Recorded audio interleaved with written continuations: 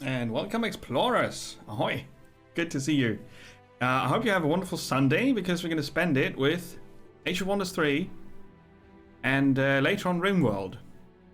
And if it's not already wonderful, I'm going to try to make it a bit better. Right? Yes, I can. I can see you. Deviate Fish, welcome. I have streamer vision. It's a special skill. Very rare. Welcome to Age of Wonders. We're going to look at this fabulous game for a bit today. Before we switch over to our favorite hippies in RimWorld. They are still trying to grow, to make their own chocolate. It's been, it's been a wild ride since then. But yeah, first, we'll have a look at this. This game comes with a lot of cool options here. Both graphics and audio options are fabulous, if you ask me. You can set your own keybinds if you want to, and you can tune the gameplay a bit. Like kill figures as units take damage, yes, no. Very important. Action cam or no action cam, and so on. It's a strategy game, right? So it's not a real-time game like some people think. Okay, so we're not going to do a random map or a scenario. We're going to start the campaign that is recommended for new players. The Elven Court. As Sundren, Princess of the Renewed High Elves. Claim your destiny and decide the future of the world. Optional tutorial. Here we go.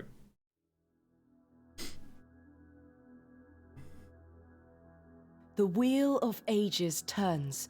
Set in motion by two opposing powers preparing for war. Oh. The Commonwealth, humanity's greatest empire, spreads to every continent. Emperor Leonis promises to reward ambition regardless of race, creed, or descent. The Empire's machines roll forward, bringing wealth to those willing to crush all opposition. The Elven Court will not submit. It is our duty to protect Athla, so that the wonders of our world will never fade. My name is Sundren, and this is my journal.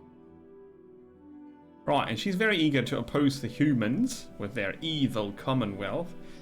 They meet, or they clash, in the Valley of Wonders, where there is also the Pool of Origins. Seems to be a bit of an important place. And you can say classic or simultaneous turns. You can say, I want this easy, hard, or normal. We're going to stick to normal. And then you go and start up. I'm not sure what that does. It seems like leaving. That's help. The Encyclopedia, the Tome of Wonders. Cool. So if you want to read something up instead of letting the game telling you, there's a quick introduction with hyperlinks in it. I'm a big fan of hyperlinks in such things. So a more complex game like this, it's quite nice to have that. So, but we're just gonna have a look first and then ask questions later. My father is King Saradas, once first Stormlord of the Dark Elves. My mother is Julia, former Queen of the Wood Elves. Their passion reunited dark and light souls, restoring the High Elves. Their power reinvigorated the glory of Iniok's ancient elven court. My brother, Prince Thanis, is firstborn. He is schooled in war and statecraft, destined to great deeds. I was born second and a girl. All my father wants me to do is secure a powerful husband, but I want none of that. In public, I may be a dutiful daughter, but I have trained and I have spied. I will be more than just a princess. In the court, envoys come and go. Everyone talks of war. Many flock to the banner of our elven court, seeking refuge from the human-run Commonwealth with their technologies of metal and smoke. Oh, evil metal and evil smoke. So it's a story about the elves coming back together after they split up in the second game, I think. I'm not sure if the first game had the elves united or not. Can't remember. Werlak, one of the advisors to your father, approaches you with an offer. I have noticed your interest in matters of state, Sundren. It is wise of you to train for a possible conflict. The humans are growing ever bolder, and if we If war should come, the Elven Court will be stronger for your efforts. If you want to learn more, I can tutor you. That's the optional tutorial, so yes, tutor us. Please. Never neglect your military. Expand aggressively. This is about conquest. It's a warning. It is a warning. So, I'm going to place myself here. There's Sundrin of House Iniok. And my rise to power begins, apparently. Welcome to Aldor. This legendary isle is pivotal in the history of the elves, but pox-ridden vermin known as goblins freely defiling its beauty with their blighted diseases, even ransacking the tomb of your grandmother Elwyn. You shall have to cleanse this land of their insolent presence. I have given you the Tome of Wonders, a book describing our world in detail. Sometimes I will refer to it. You can click on the hyperlinks to get extra information from the tome, like so. Nice. Let's start with building a storehouse in your village. It will help the village to grow into a town faster, expanding your domain and giving you more income and production capacity, which you will need for training new armies. Left click on your city to open the interface. Okay, so as I mentioned earlier, this is not a real-time strategy game, and the music is a tad loud still. I tuned it down a lot already. I mean, it's good music for what it is, but... Right, so that's the city. Welcome to your city. Selecting a city opens the city overview. The city overview gives you information on the city's current population. Three little peeps here displayed. Population, population, population, size and income. Resources produced in cities are added to a global resource pool. We've got gold. We've got crystal. Let's see. Mana crystals. Production is a little hammer. And turns. So that's all you need to know. That's not many symbols. It's 4 actually. That's good. The fuel for your empire. So we produce 66 gold a turn, 20 mana a turn. We get 23. Oh, what's this? Knowledge. Knowledge is a candle. Can't hold a candle to that. Mana is used to cast spells, and knowledge is used to research new skills. Gold is used to build city upgrades and units.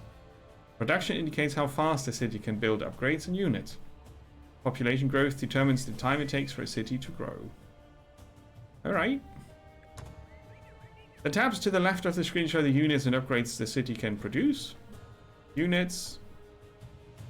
We cannot click that right now. But we'll check it out in a minute. While the queue of things the city is producing is displayed in the center of the screen here. The total cost of a unit or upgrade divided by the production of a city determines the number of turns it takes. Aha! Would you look at that?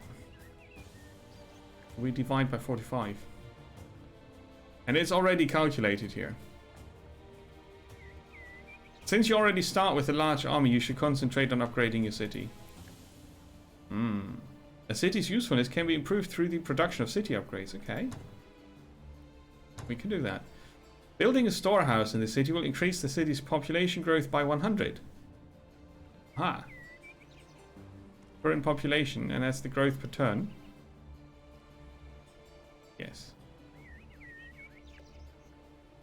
A city growth. Okay, so a village starts at 3,000 population. As soon as you reach 6,000, you've got a town. The number of hexes required, maximum, for a metropolis is 127. Okay. Good. Select the produce upgrades from the tabs on the left. Select the storehouses by clicking on it. Click produce button. So, units. Produce upgrades. I think it should be called production upgrades because produce is... Isn't that like apples and oranges? And not wooden walls. As a product. Ah, never mind. City options. You can release this as a vessel. You can plunder it or raise it to burn it to the ground. Obviously, you should probably not do that in your city. And this is an overview of what you have. It's your throne city.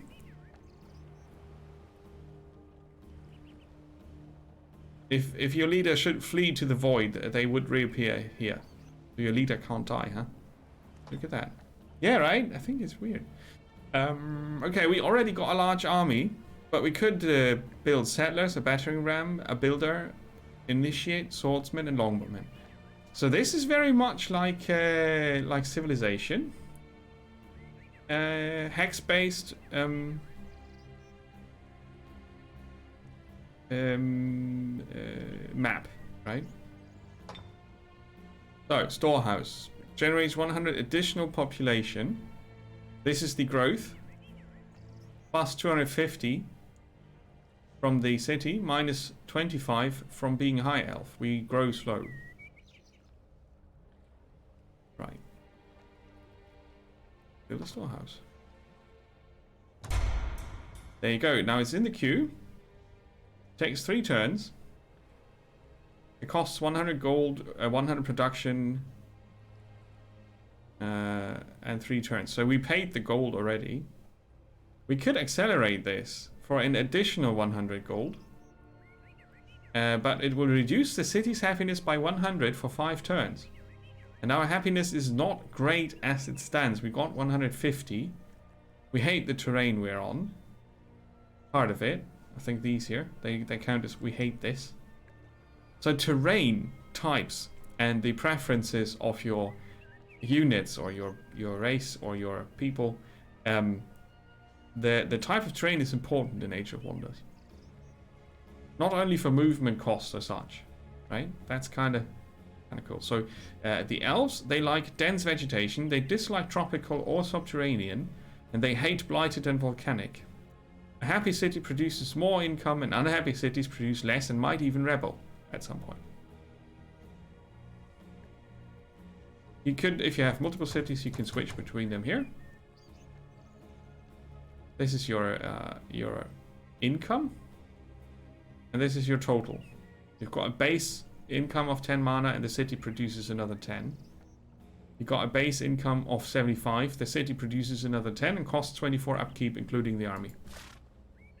You have selected an army. An army is a stack of 1 up to 6 units on a single hex and is used to explore the world, attack your enemies, and defend your cities. When an army is selected, you can click on each unit's icon to get more information about them. After selecting an army, you can order it to move by right-clicking the hex you want it to move to.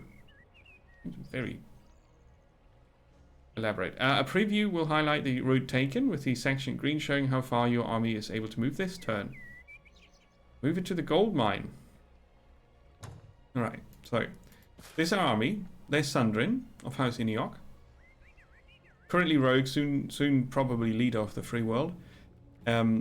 Storm Sisters and Swordsman, and there's 1 free spot, maximum 6, including the leader.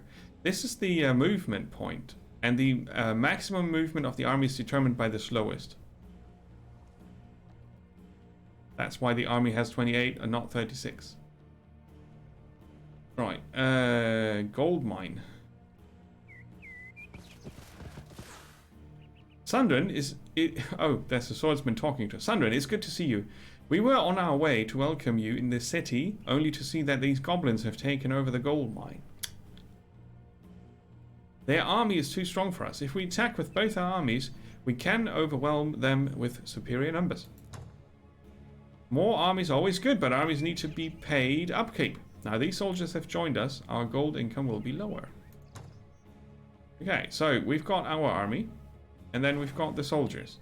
And they can't fit completely. I could decide to get one of them into my army. So let's see. Going to attack, and now the engaging forces, and you see that you can surround a very large powerful unit with 6 armies. 1, 2, 3, 4, 5, 6. Each army up to 6 units. So battles can be huge, right? You can auto combat, I think.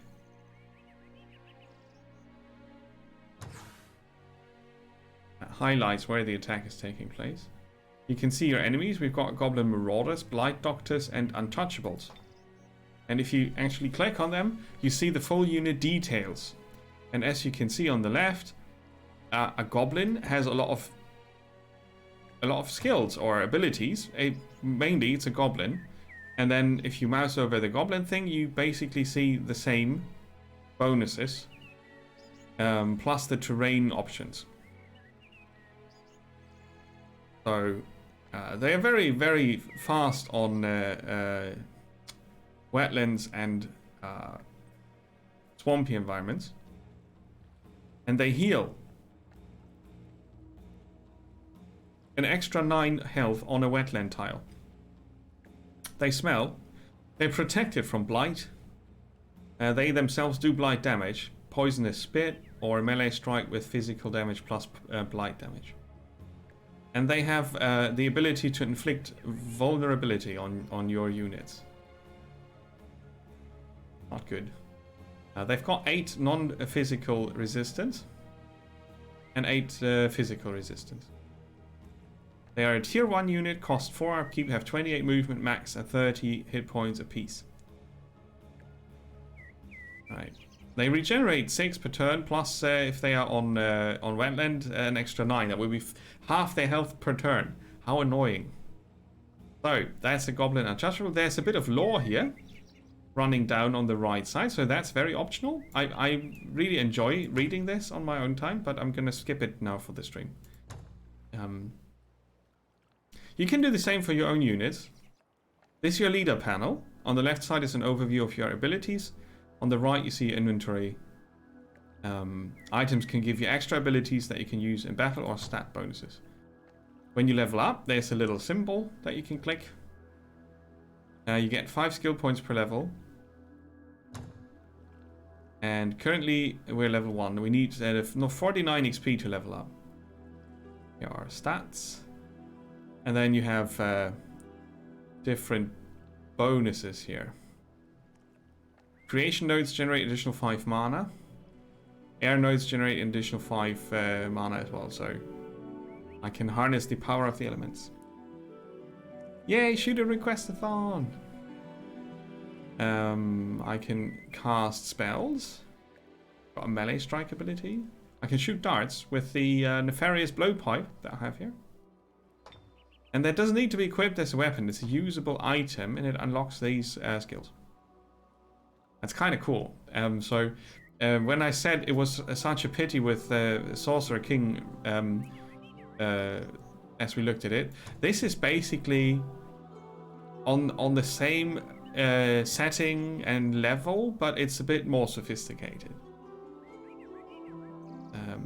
It scales properly.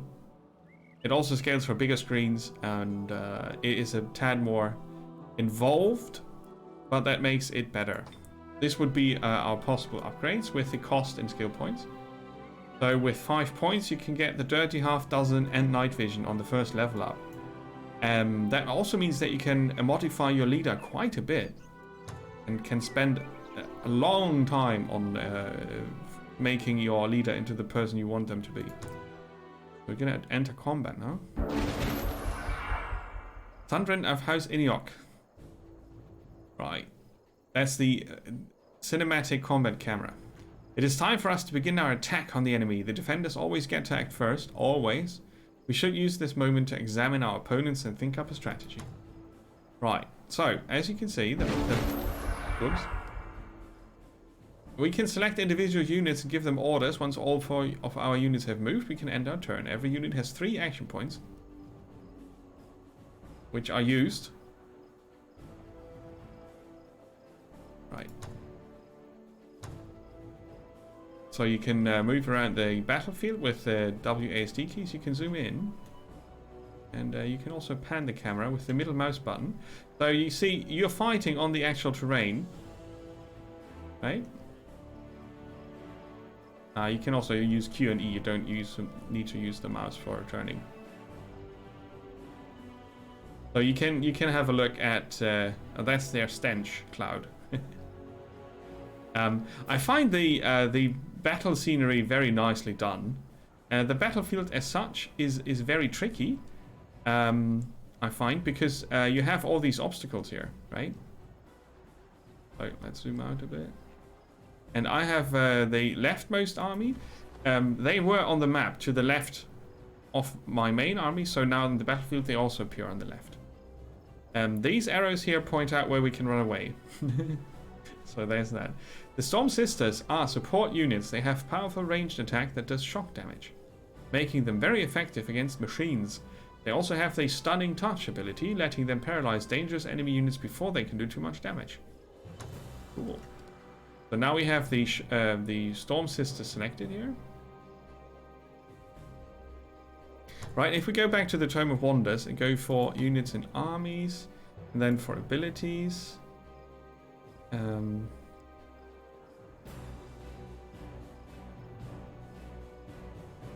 attacks of opportunity that's a big thing in this game. So placement in combat is nearly as important as power of the units as such. Only units with melee strike are able to perform attacks of opportunity. Attacks of opportunity cannot be retaliated against. And it costs an action point. So you need to save up an action point if you want your guys to be able to do that. Also, combat a threatened zone. 3 hexes in front of the unit. Like if we look at these guys here, 3 hexes in front. That's a threatened zone. When an enemy unit moves out of a hex into the threat zone, they may make an attack of opportunity. It's shown. There's an indicator. What else did I want to see? Strategic map, tactical map. Adjacency rule. Right, this is how we got multiple armies in. We already saw that.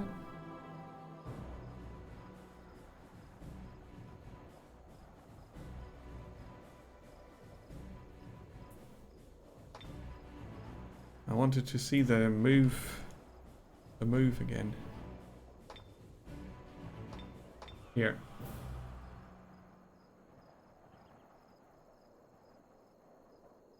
Okay. So, after moving, the amount of action points remaining are represented by color coding. If you move within the green area, you have 3 actions remaining. Yellow lets you have 2, and red only 1. So,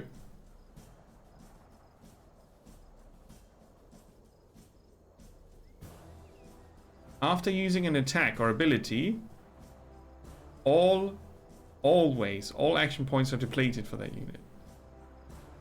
So if you want to do something else with those points, you do it before you attack or use an ability. So, you know, if I want to move the sisters, I need to do it before I use the Stunning Touch. Okay.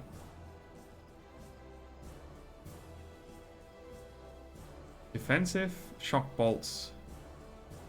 Range is medium. The range is indicated. It's not super easy to see these dotted lines here. Dotted circles.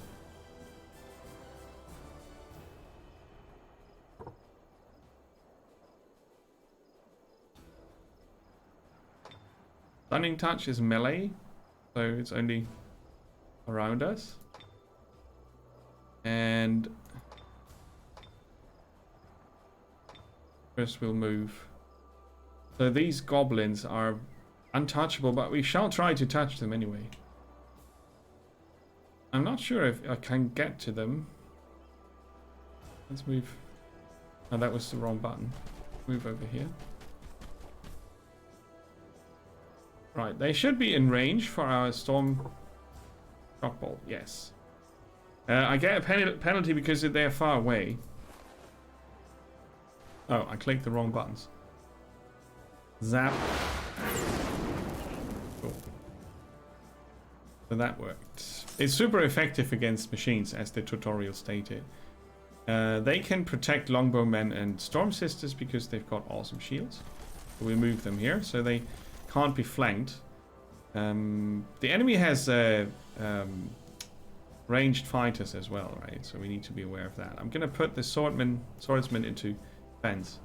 Sandrin is your leader. Leaders are one of the strongest units in your army and are able to cast spells in battle instead of attacking. They can even cast spells when they are not personally present on the battlefield. Yeah, the visuals are nice. I also like the style of the game a lot. It's a very proper fantasy game. Very high fantasy with a bit of steampunk in it. The humans, right? Always meddling with attack. They can even cast spells when they are not personally present on the battlefield, though this is more expensive to do so. That's important to know. Your hero, wherever they are, they can cast spells. And that's over here. On this page of your spell book, we can see your combat spells. When your leader casts spells in tactical combat, she uses the same mana points she would use for casting global spells. Sorry, not mana points, spell points, sorry. Not the same thing. Casting spells in battle may delay spells you cast outside of battle. And spells outside of battle, on the strategic map, the global spells, they're quite important. I try to use combat magic as a last resort, unless my hero is a proper mage. But that's just me. When you cast a spell, as with other abilities used, it will use up all your action points. And you cannot even enter guard mode. We have the option to rain poison blades, which the goblins will resist. We can bless, or cause panic, which is interesting. This resistance helps, of course, against spells. So you can toggle auto combat even if you enter it manually. Hey Wiggles, welcome. Good to see you. How are you doing?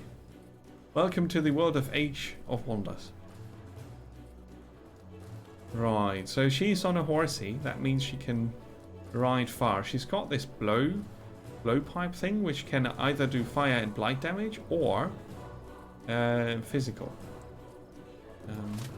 The Goblin Marauder has a lot of physical resistance and only 40% blight protection. I should be able to get a fire blight dart onto them. And the enemy plague doctor, they've got complete protection. So if I want to use the blow dart with fire, it would be this one on the Marauders. I might as well try to get the physical one on the Plague Doctors because they don't have that much defense. It's an option. I cannot also just try to can trigger up to 3 times. Can just try to get into a flanking position here. I have to consider the other units as well, so let's do that. Right, guard mode. Now we've got more Storm Sisters. I'll bring them into position here. Hopefully luring the enemy closer. You can turn guard mode off again. Yeah, I can't shoot that far, so I'm going to stay in guard mode. The other Storm Sisters shall be positioned next to them in a similar stance. And the Swordsman will be here, guarding the rear. And the other Swordsman shall guard the sisters. Right. And that's our turn, I would say. You can review, and you can also select next unit, but we don't have one. We have moved everybody. I can now consider this and say, I still want to do, you know, still want to do some magic. Oh, that's too late. My spellcaster has moved. If I put her out of guard mode, though, I can... So guard mode is not a final decision. It's just a decision that you can also revert. I think that's very nice. Because a lot of times in games like this, I find myself, yeah, you guard. And then, oh, no crap. You know. This deals physical damage as well. Against armored, it does 2 extra even. Are you guys armored? No, not armored. Infantry, but not armored. Yeah, right. I mean, it's okay if it's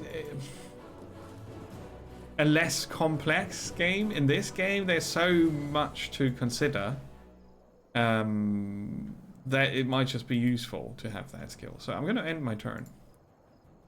You have just ended your turn. Any units who still have action points left will automatically use guard. I do it myself just to tick them off mentally, right? But you can also use auto guard. If they have no action points left, however, they cannot guard. Gives a bonus to defense and resistance, physical, magic, and extends the threat zone to the hexes behind it, so it cannot be flanked. Positioning in this game is a bit like playing chess. At the end of their turn, they replenish their action points.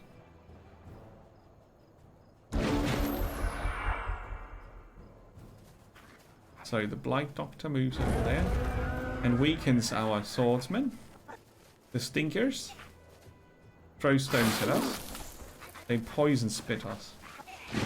14 damage it did. Yeah. Okay, so they didn't protect after all. I think I shall attack. The target will retaliate. Maybe we can shoot them first then. Full damage. 3 times for 9 to 13. That's good. Might also do this. 3 times for 2 to 3 because we don't have proper line of sight. We would just guess where they are, right? So the calculation of the potential damage and the information you get from just a mouse over is really nice. That's how you do it. Because mainly also because the result makes sense. If you see these numbers, you know, okay, I do at least 3 times 9 damage.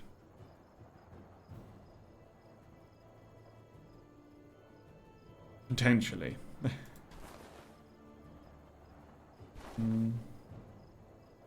Maybe I'll move my hero for... Oh, she can't get there. Ah, that's a pity. Okay. Move over here. They didn't guard, right? I could... Theoretically, I could flank. I could shoot darts at them. 5-2. They are shielded, okay. That's too far away, but it's 5 to 7 damage. There you go. Boop. The unit has been flanked, meaning it has been attacked from a hex outside its threat zone. Ah, that's flanking. I forgot. Okay. When a unit is flanked, it takes more damage and loses the ability to retaliate as it turns to face its attacker. So now I can pummel it. Flanking is vital. It allows you to maximize the damage you do while minimizing the damage you take. So this protects only from they were not guarding, so they were not protected, right? I'm not sure if they always get that effect. Can't remember. And they are too far away. Okay, so they get a lot of thorn bolts. Oh, that was a good outcome. Out of range, okay. Now I'm gonna move them in range here. In range of the plague guys. Yeah. Still a range penalty, but flanking gives us a bonus, so we do decent damage. And we have these guys. I can shoot 2 times if I move here. Let's see what happens. We've got... Oh, we've got the swordsman.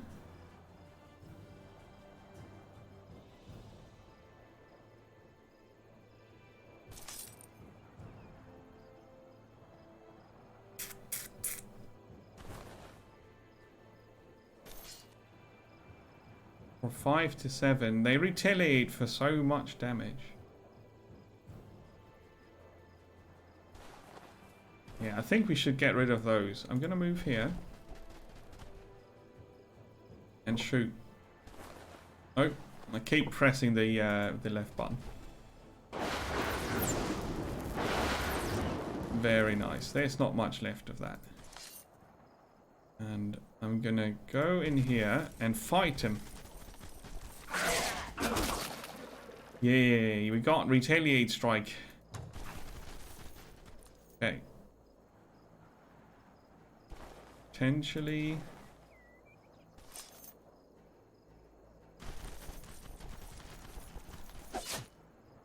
A unit just got promoted, which gives it better stats and ability bonuses. Da-da-da-dum. So, there's a promotion. There's a medal icon as well. If you hover over the unit, or go and click on the unit and look at this. So, they are now troopers. They get 1 extra melee strength and 2 hit points. They can be a champion, and up to 1, 2, 3, 4. The champion being the 5th promotion. So you can, if you keep your units alive, you can get very strong units later on. And I'm not sure if I should get a double retaliation.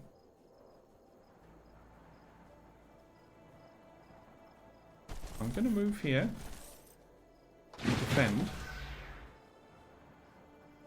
And I think I moved everybody.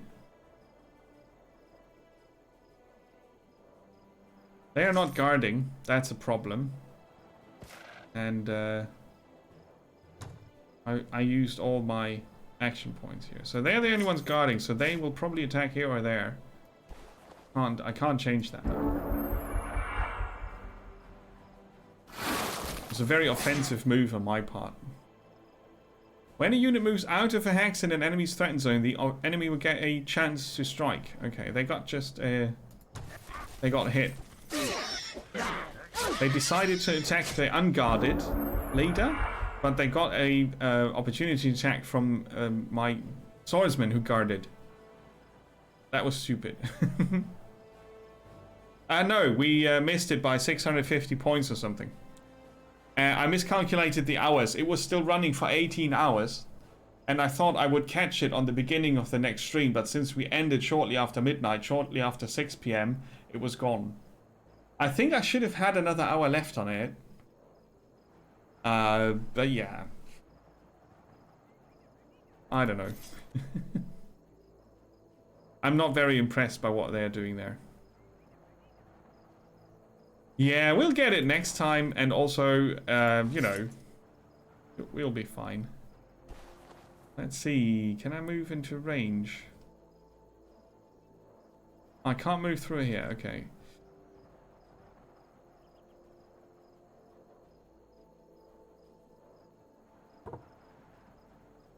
Three times for 3 to 4 damage. Alright.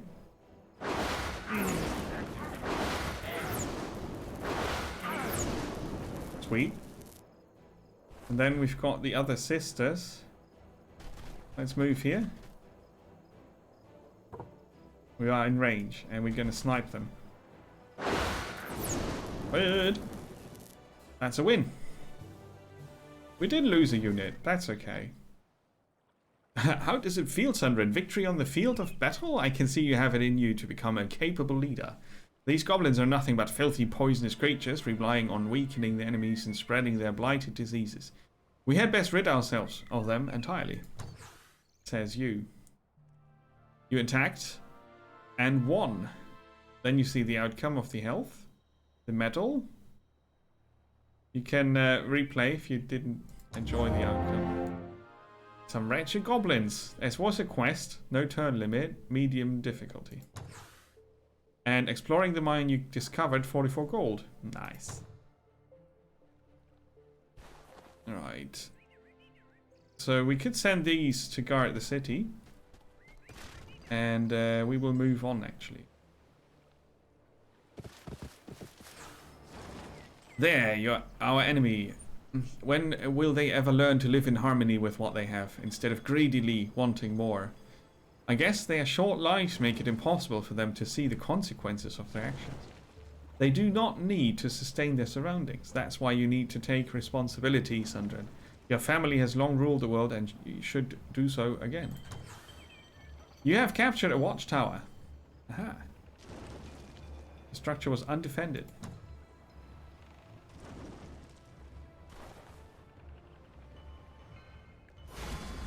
I'm not sure what watchtower we are talking about.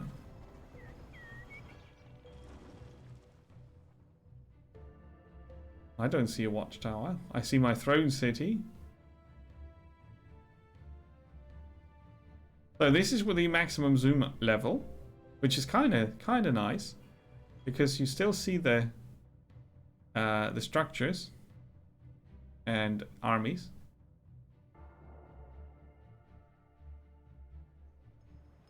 Right.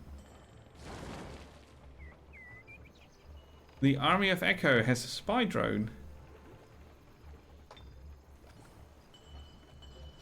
You can also turn the camera a bit on the units, on the investigation screen here. Kind of cool. Can't regenerate. Flies. It flies. It's a machine. It explodes on death for a lot of damage. Pretty annoying stuff. Hey Badger, welcome. Age of Wonders. Oh yeah, we can research a skill. This is your skill book. The current page shows the skills that you can research, which include new spells, upgrades to Empire, and new units you can produce. Knowledge can be used to fuel research. It is produced in your cities from laboratories and observatories, as well as from certain structures in your domain, such as the Vault of Knowledge. Basic seafaring. Ooh, cool. Courtesan ambassadors. Or seafaring.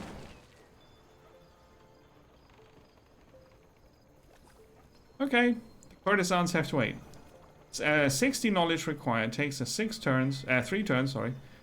Enables your units to embark on frigates and thus move over water. In addition, it enables production of the frigate warship in cities with a harbor. The frigate warship is a tier 2 unit as it's a boat, so it can float on the water. 70 health, 32 movement, 13 physical, and 10 magic resistance. Nice. It can shoot a volley of flaming arrows. Cool. Let's do it. So we've got the research picked. Aldor, this island belongs to the Elven court. Goblins are desecrating its pristine nature and despoiling the tomb of Elwyn, once queen of all elves. We should explore the island and see what happened to Elwyn's tomb for ourselves. To do this, we can capture watchtowers or send units to scout. I still don't. Oh, is the watchtower directly behind my army? Yeah, I'm standing on it. That's why I can't see it. Okay, let's grab this. That's the watchtower I couldn't see. It shows the surrounding terrain. You can see the range of a watchtower, right?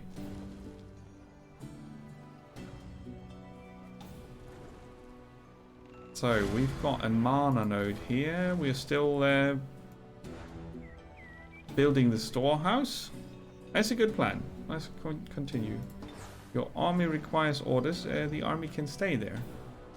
Camp. And that's it. You have ended your turn and a new one begins. Oh, thanks, tutorial dude. You can always use the event list at the right side of the screen to see the important events of the turn, much like in Civilization. Click on the events to manage them. Confirm the movement. Yeah, stash of mana. We want that. Crystallized magical energy. When you cast spells, you consume mana and casting points. That's what they're called, casting points. Shrines and temples upgrade your capabilities there. Summon a Grimbeak Crow to scout ahead. 95. Sweet. Global spells are spells that can be cast on the strategic map. They require mana and casting points, much as the ones in combat. The amount of turns it takes to cast a spell is determined by the total mana cost divided by the casting points you get per turn. So I divide by 20 currently. Gladly, we don't have to do all the calculating. We can just point at things and see, okay, it's 1 turn.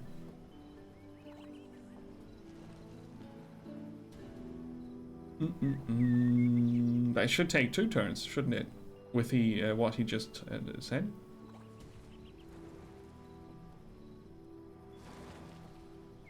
Oh no, no, it shouldn't. Okay. Never mind, ignore me. Summon crows. Some of the crows. Preparing a spell costs us a turn to scout ahead. But we can still look. What's here? Nothing. Okay, then we plan our move back and end the turn. A new day dawns. So, summon Crimbeak crows. Open spellbook. Select the hexagon next to friendly city, fortress, or hero. Here? Here. Okay. Got it. They have night vision, forestry, projectile resistance, which is neat. And they only need 10 XP to level up, but they are summoned. So they need mana to be sustained. 9 mana per turn to be precise. Okay. And fly and catch a mana node then. A settlement of the local elves of Aldor who have asked us for help with this goblin infestation. They should be honored that one of Iniok's heirs graces them with a visit. Independent towns will often offer friendship and quests, but some may be hostile, so let's see what they have to say. Move towards the outpost. Let's pick a hero. Maybe not through the swamp directly. Oh, I keep clicking on the wrong button. I'm not close enough. Oh no, I don't want to attack.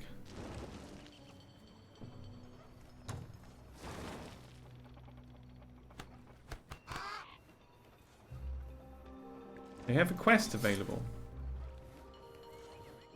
Hail, great Sundern of House Iniok. We are honored with your visit. Tell me more about this quest you have. Clear the mana node. Wisps are feeding on our mana node, blocking our income. Oh no! They are also healed by the mana currents. Oh no. Okay, let's do it.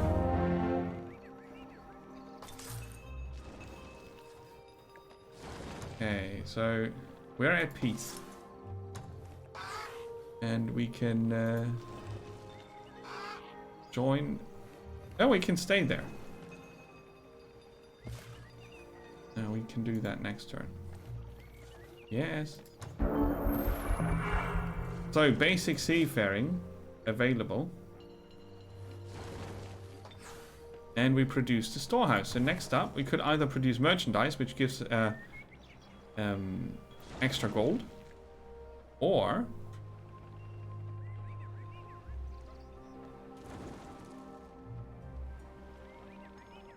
more happiness. They look grumpy. Our peeps look grumpy.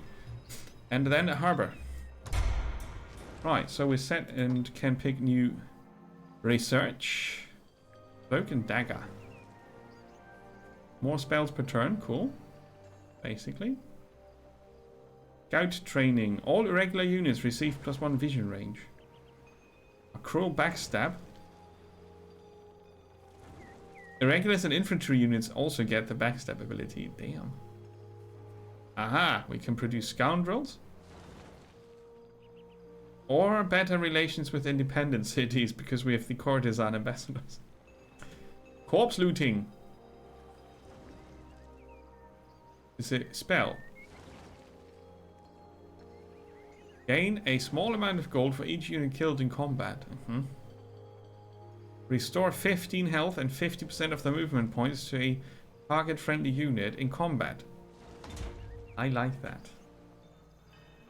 So, let's attack here. The Raven will join the fight from the other side, basically. Very likely victory.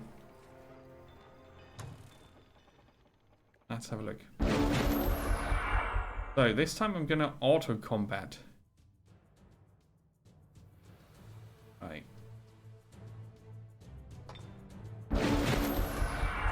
See what happens. The Ravens are gonna nuke themselves, I guess. Usually. The Wisps are protecting the mana node.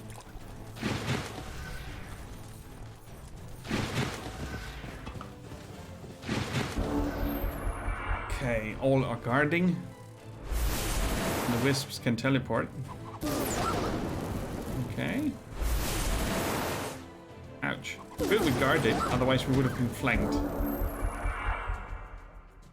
You can stop the auto combat if you know, if you want. You can do that. Was a nice move there.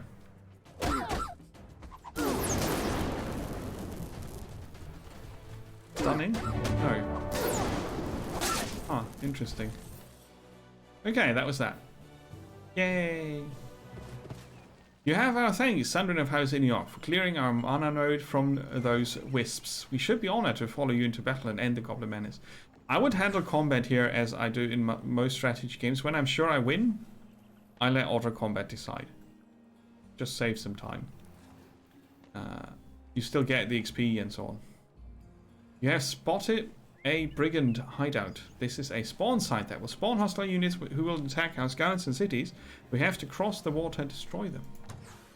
To cross the water, you should first research basic seafaring. If you have, simply move your army to the water. Transport frigates will be constructed automatically. It's called embarking. Yay. Yeah, we did it.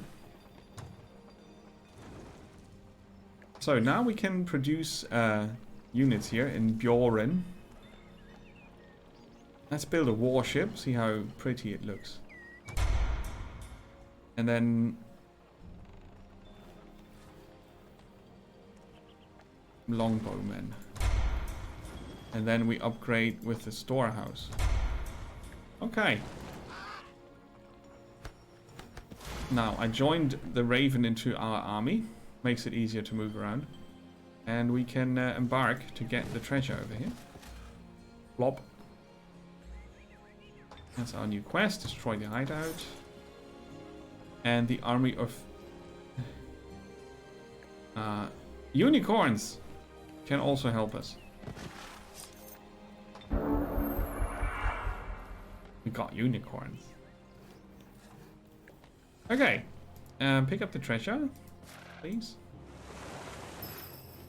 Ooh, nice. And the friendly army will follow. Stay there. Got a movement point left. We can spend that. Okay, let's see. They are set. They should be set as well. Right. Research. Oh, I know I can click on it. Here, there is. A quick dash 2 turns until the research is done. I could cast a spell. Iron Grip. Keeps an iron grip on a city's population. 300 happiness. Or, you know. Troops receive training to turn treasure sites upside down, leaving not a single valuable behind.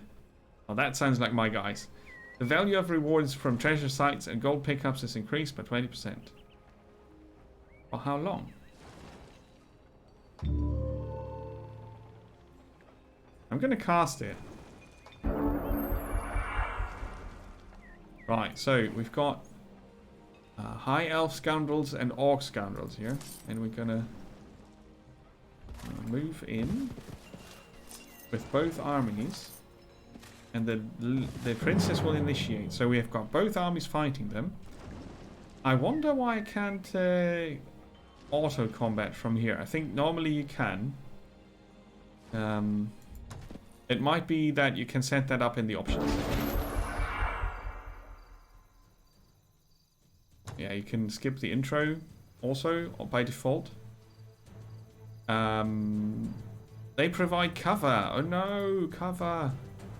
Nasty cover. Stops our ranged fighters from being effective.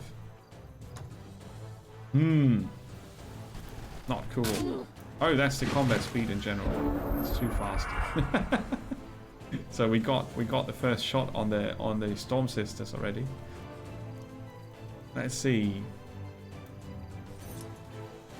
The High Elf Union Guard is a merciless pikeman. They have first strike. Yeah. They do extra damage against cavalry and flying units. So go here.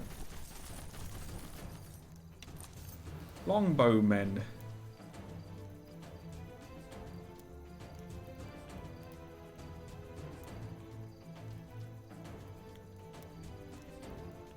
They cannot shoot when engaged, so you need to protect them. More longbowmen. Initiates irregulars. Unique abilities, multiple roles. Quite powerful units usually. Alright, we can't reach them. Can we destroy the palisade? No. A Unicorn Rider is a cavalry unit, needs to watch out for pikes. We could destroy these, but it's not necessary to do that.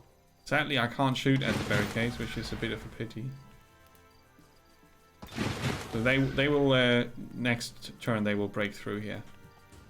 Meanwhile,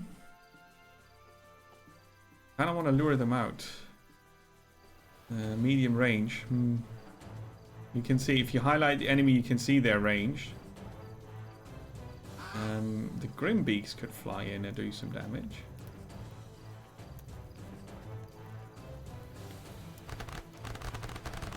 I might sacrifice them, but that's alright. So, they can't retaliate anymore because they've been flanked. They have a ranged attack as well. Medium range, yeah. But only this far. That means I can decide to do this. Not ideal.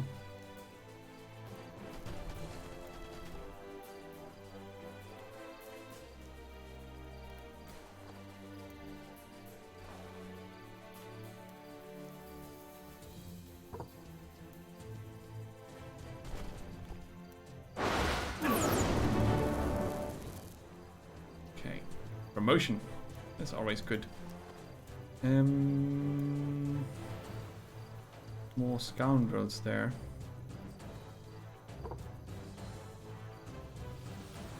Oh, they are out of range by one bit. Okay, I'm gonna move the Storm Sisters here. Oh, they're all out of range. Okay. Guard. That's an obstacle I don't need to remove because we need to get through that. But just in case, should they decide to move out, I'll guard here.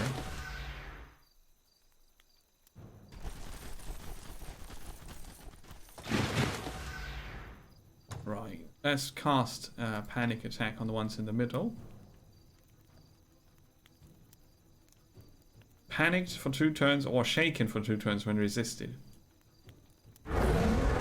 They resisted, so they are shaken. Their morale is shaken, and that means they have a chance to run away.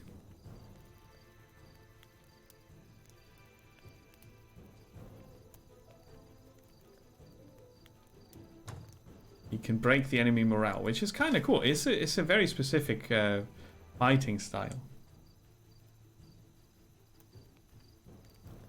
I'm not sure. They probably switch positions, all of them. That's what I would guess. Let's end the turn.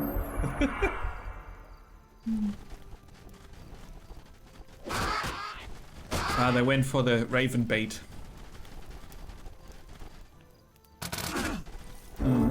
Crippled? Crippled is not good. Yeah. Not much movement left, but we might still have enough movement to go through one of these obstacles. Let's go here.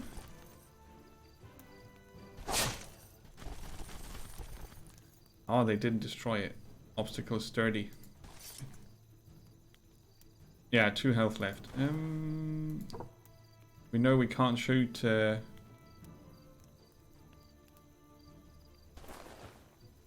shoot the obstacle. Oh, they can't go far enough. Okay, so they can flank around. I hope I can get them in position so they can shoot past here, but I'm not sure if that's a thing. See if we can get this open. There you go. So now they can't move anymore, and then nobody can move past them, which is a bit of a Bit of a bother. Yeah. Okay, let's see. We will move here. Yeah, no, there's no shooting past this. Oh, there is. Ah! Okay, shoot them in their back.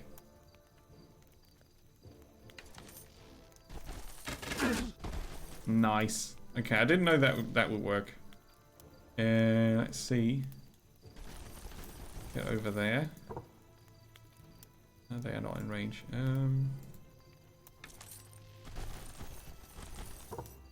We can shoot them. Not much damage, but you know, everything counts.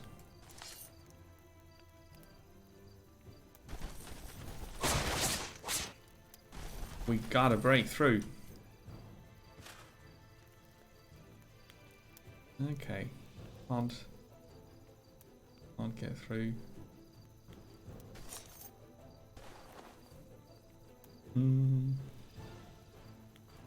This should be an interesting spot.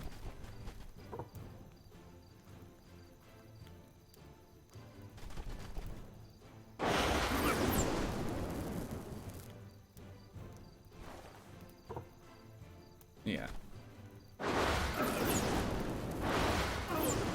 Oh, they... Oh, I was about to complain. Right.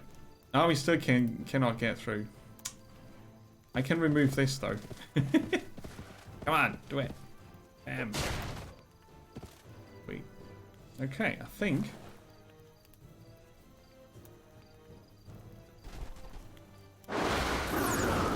I did forget the initiates can shoot as well. Let's see what they do.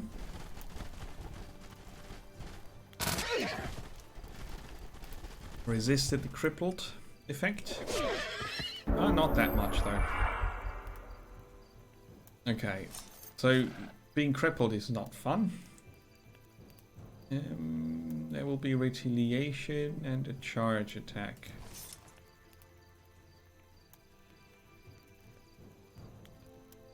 To 14. Let's see. I'll move the sisters up here. Shoot. No, this is a good game, but I knew that. I just wanted to show it for those interested.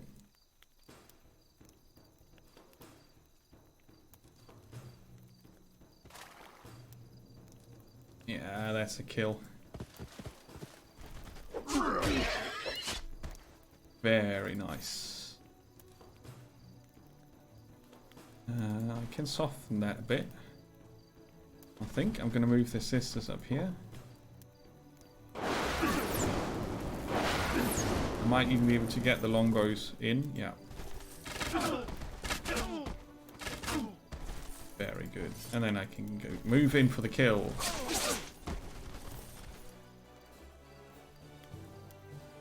You can safely say that it's your choice how much manual combat you want to do. So currently it looks like there's a lot of it, but that's just because I enjoy it a lot. We can found a new city! Yay! Draconian chargers in a small oaken buckler of hardwood trees. Yeah, well, okay. So, a shield. Why not? Huh? +2 against non-flanking attacks. And we've got a Draconian unit. Yep, they've got wings. It's a square formation. They are fast healers as well. So instead of the crows, we now have Draconians.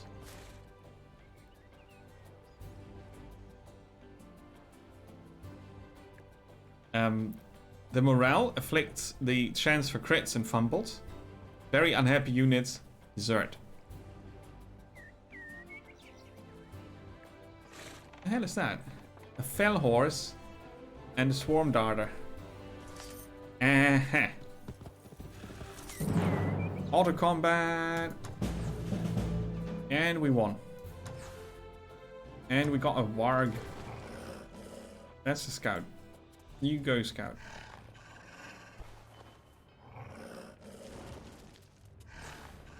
Look over there, Sundrin. A refugee camp. The people in these camps will add population to one of your cities.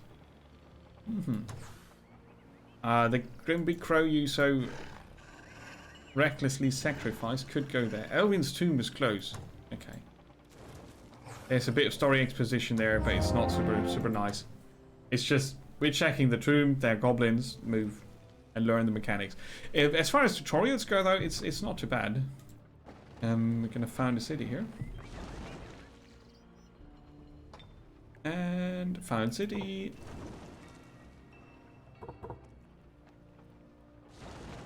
Oh yeah, you can tell them the location. It's Elrafan, or Tindinwen, or Elrafan, or Edoras, or Lesferus, or Falsuriel, or Silfanthoriel. I'll go with that. Can't pronounce it anyway. Keep the hint. Oh. Here one's 2. Yes, refugees. We understood. Settling a city. Okay. Ah, we have the frigate because that's a cool looking thing. I like the sails. It's I mean, the ship looks a bit like a wooden shoe, but the sails look awesome. Like that. So let's sail up the coast here. In the water you can find riches. Of course you can. And at the maximum zoom in level, it's a nice looking game also. But you know, the main part is the strategy.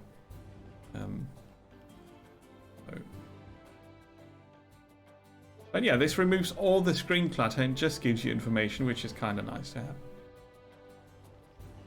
Cheers, Badger. Thanks for checking out Age of Wonders. I'll be rimworlding later. So, an army requires orders. Go over there. I think I moved everybody else. Yeah. So yeah, it's a pretty decent game. I mean, it doesn't have any big downsides to it that I can tell you about. So the tutorial. If you go to the main menu, you have obviously other options. You can skip the tutorial and go start the proper campaign. You can play the Commonwealth campaign. Then there are DLC parts which add new playable races and also campaigns and scenarios, which are specifically designed challenges. There's probably community content, but I haven't got access to that currently. Most importantly, though, random map. Random map type, game flow is normal, or battle, or random. You start with a city and a powerful army and can battle instantly. Or you start with a settler and a small army and you build from the ground up. From scratch, so to speak. Adventure. It's basically everything is set up for proper adventure directly. So you can decide what you want to do. I like the normal game flow a lot. This is worth it though. Empire building, I like that as well. Map size medium, roughly 60 turns. Difficulty is between Squire, Knight, Lord, King, and Emperor. Lord is for experienced strategy players. It's a good start. You can fine tune all that, even the geography. And you can include underground or not. So that's all pretty cool. And then you go here, and then you have your leaders. You can decide about simultaneous turns. You can customize leaders or select leaders. Include AI leaders. So I can pick for them. Apparently, you can also change the game rules. Maximum hero level can be increased. You can force high-speed tactical combat. Random heroes match the player's race. So it's a useful thing. It's allowed to found cities, so you can really design the randomized map to your liking. Let's see. I want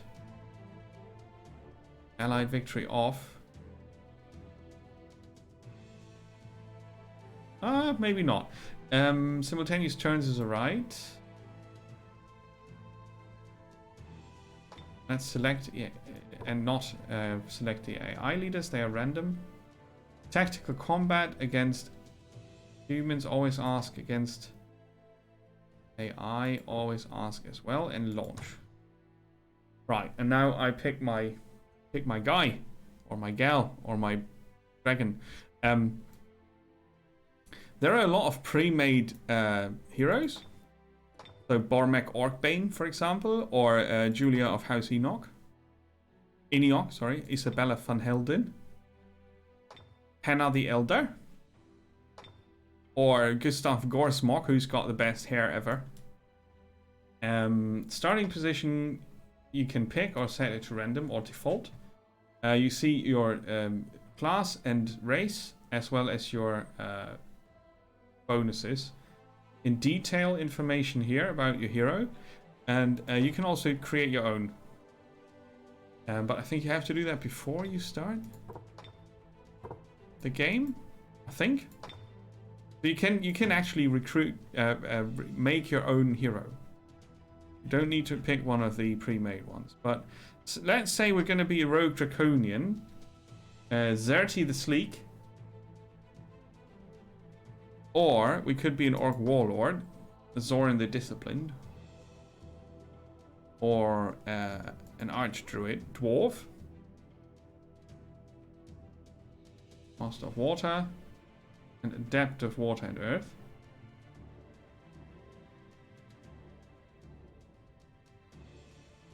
Weaker armies produced from cities, access to powerful summoning spells, very decent ranged units, and monster and animal units get a bonus. The dwarf race has some specialties, and the dwarven druid is interesting. I've never played one, I think. Dreadnought human. They have machine units. So there are some interesting things that you can play. Avaness the Custodian. Hey Mikias, welcome. Good to see you. How are you doing? Welcome to Age of Wonders. I'm just showing off the random map generation. Let's see. Let's say we want to play an archdruid and we want to be goblins.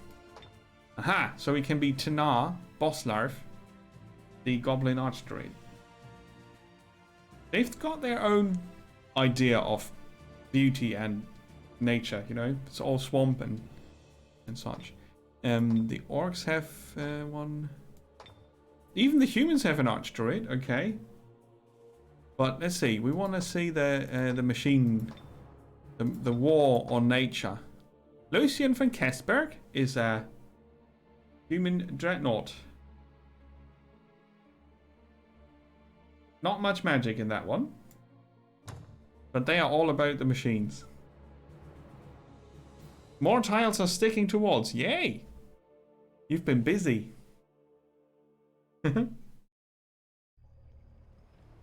Very good. So, now we start from scratch on a randomized map with nearly everything random. We start near the sea. That's kind of cool. We have cavalry and a Satura the Dark. Okay, so our starting army already has 3 halberdiers and longswordsmen, as well as cavalry, and our master and commander with his prototype rifle. Let's see, what can he do? The fast healer. Okay. Let's see. A hero offers to join. Satura the Dark, a level 1 theocrat, wants to join your forces for 100 gold. Show me your talents. A theocrat. An Undead Slayer. She deals extra damage against heretic units. An Armored Horsey included. I require another hero type. Could be something we can do. But I'm gonna actually accept. And send her out with... let's see... You go there.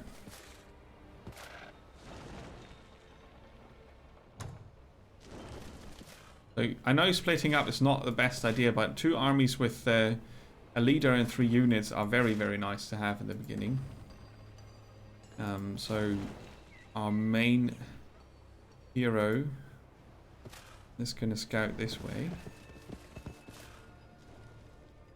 Okay.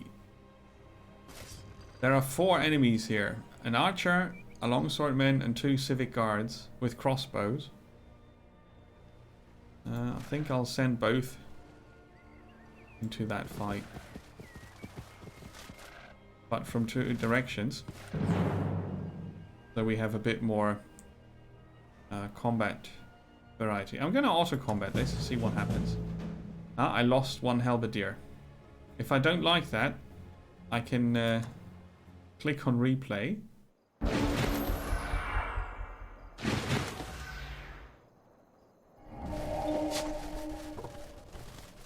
Oh, I can't. I thought replay was replay combat, but it's just showing me what happened. You can't. Yeah, you can't re-combat. You need to save. I thought it was. Then it's an yeah. Then it's another. There's a game where you can do that. I can't remember which one that was. I thought it was this one. You can see the hex grid if you want.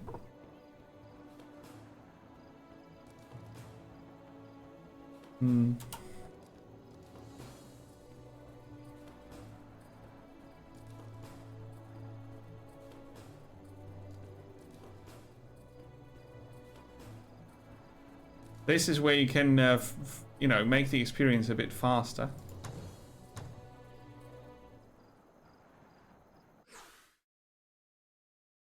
I thought you could replay as in redo the combat, but that's another game. I can't remember which one. There is a similar game that has that feature. So we lost a halberdier. Yeah, that's okay. It's an okay outcome, actually. Cartographer's tent. You'll check that out soon. Well, I will go over there. I'll probably leave the wounded ones behind.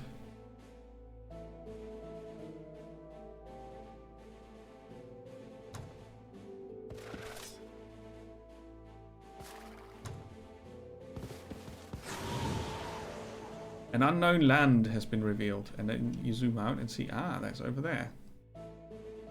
Interesting. Okay, so that's what you do with splitting up armies. You get more out of your movement. Especially when there are no enemies close by, it is absolutely worth doing that. And as you can see, it's pretty seamless. Right, so the others can hang back and heal up. Protect your leader and your throne city, otherwise you lose 3 turns later. Select research. So what's with all the machines? Invention increases spell casting. Huh.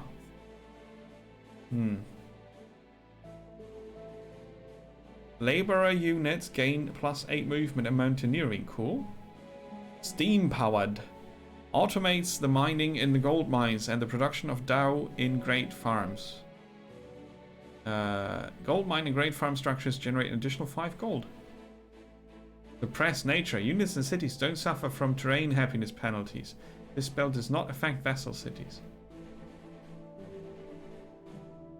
Damn. Terraforming.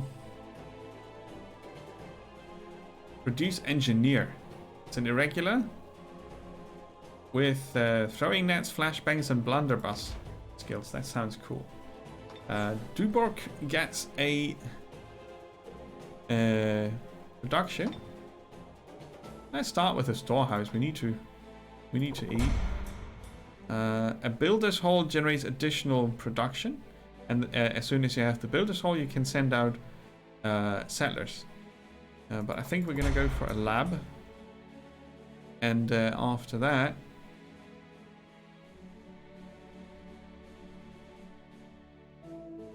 okay, that's right.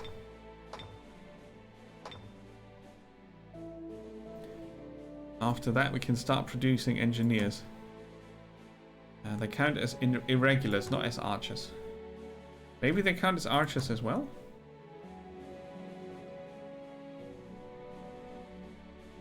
No. So I don't know if they, if the building will do anything for my...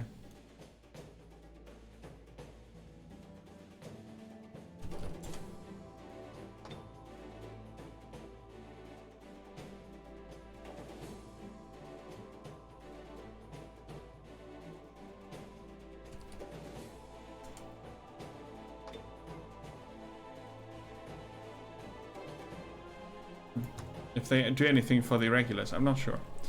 So that was the first turn. It's a new day. So we've got halberdiers. We can join. We have longswordmen.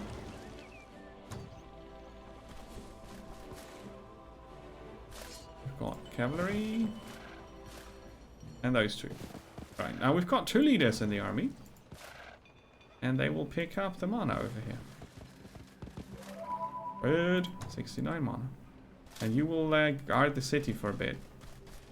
If that's alright.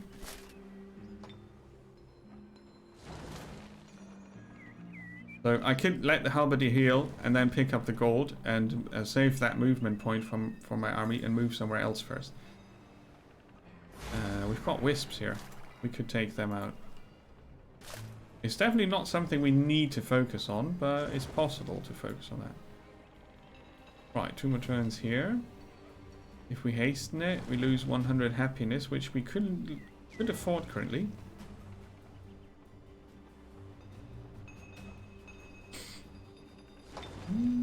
But it's alright, I think.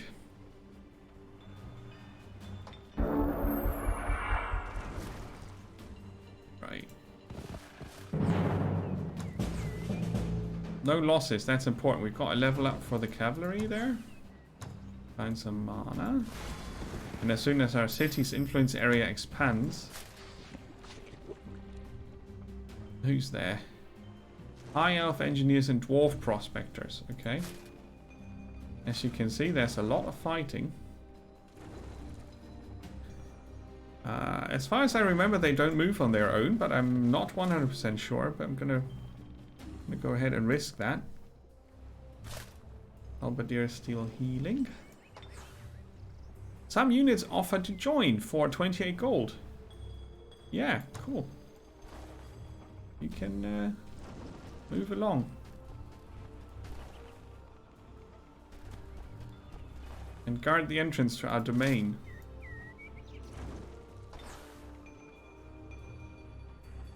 Oh, that's alright, you can stay there. So, we produced a storehouse. Next up, a lab. Engineer. We can now research Great Blacksmith. The production of metal is streamlined. Ooh. Sounds good.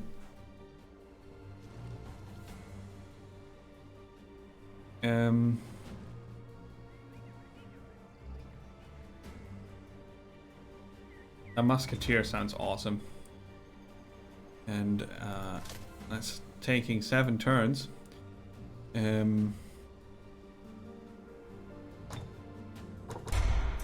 I'll finish the lab before I build the engineer. The war hall for cavalry and pikemen unlocks cavalry and halberdier units. The arena gives you experienced infantry. This is more happiness. Oh, flame tanks and cannons. Oh, yeah. Oh, yeah. Okay, that sounds awesome. And then we can train another engineer. I think that's a decent plan. He's still healing up.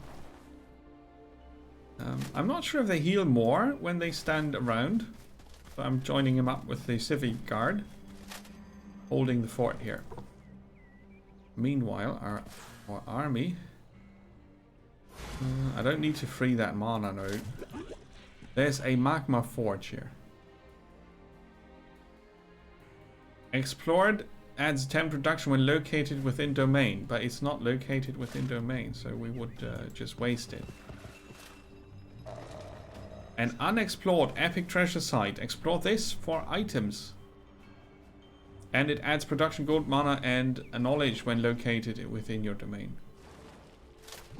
So you get the resources, right?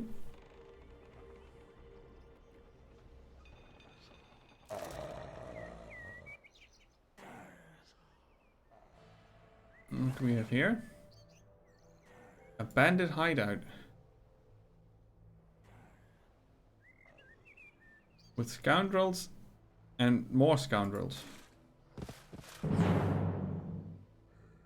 Very likely victory, but they have to hang back, and I'm not sure if the AI can do that. So I'm gonna do it myself. You can skip that with space, I see. Okay, they have a fortified position.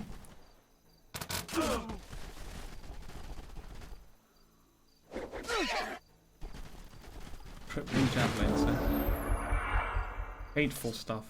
You can stay there and guard. Alright.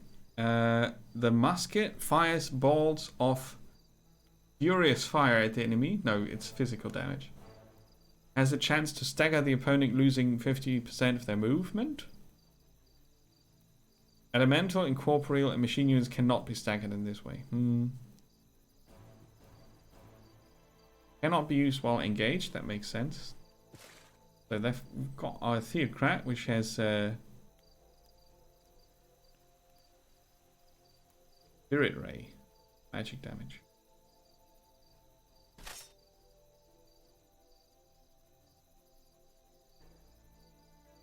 Wouldn't it be nice to fall in from the side?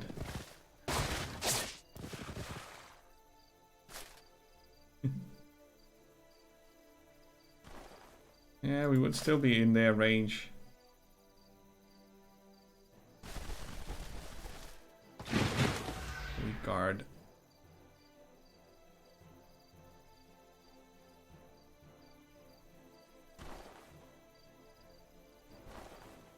Okay, I can stay out of their range if I move here.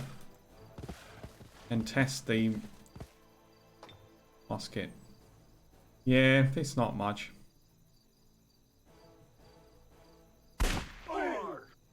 But a damage is a damage. So we could still cast Slayer's Doubt. Smite. Oh, that's a lot of damage. Or Divine Protection. Ooh, let's smite him.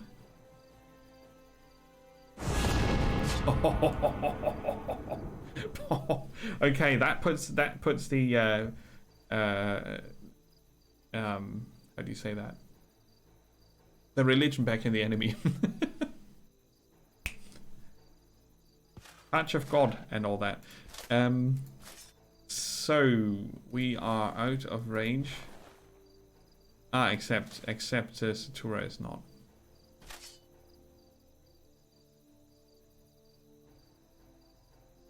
But yeah, we'll do it like this. We've got Raiden from the side, and then we should be fine. Let's see what they do. Yeah, they guard against that. No, they don't. That bloody crippling spear. Lost one of them. It does look better though if you... Oh, I can't even get through. Oh, that sucks. That's probably why you want to see the hex grid. I still think it's sometimes hard to see where units can move through, so this is not terrain I could pass. So that was bad. Okay, but that's stuff you learn real quick, I'm afraid. So we can get in from here. Oh, but we're not able to. That sucks.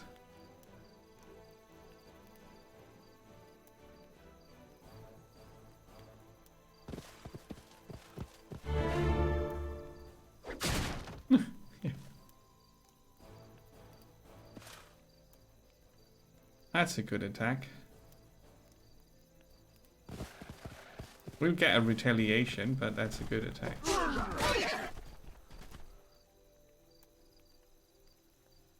Enjoy the lurk. So our other cavalry cannot go past. That was the plan, that they go there. But I might as well open another door.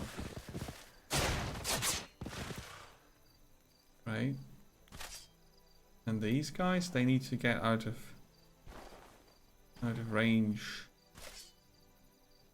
They can fall back here. Good that it's so easy for them to reposition. Now, if they move there, they could probably reach them. We shall guard. Regardless. Sprint. So rude. I hate them in their javelins.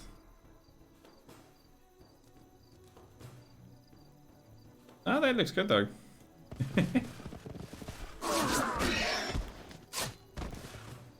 On down. Yeah, they can't reach them.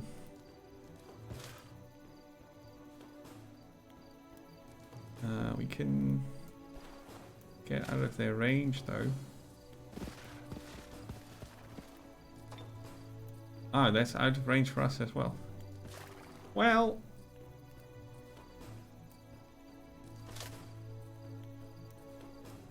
10 to 16 damage.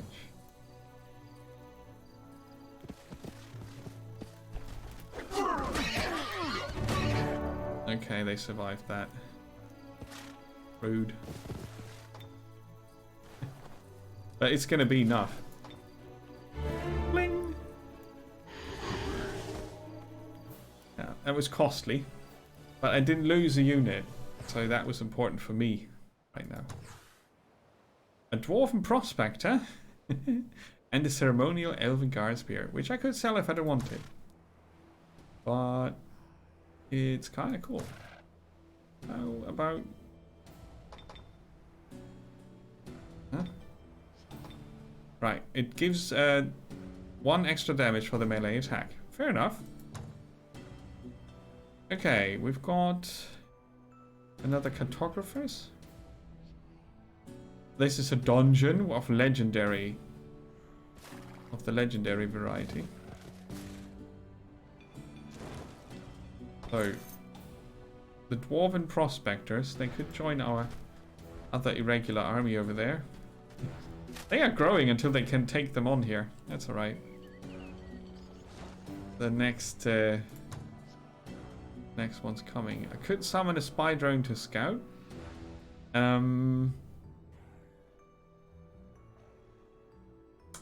Oh yeah, I could fuel my production with mana.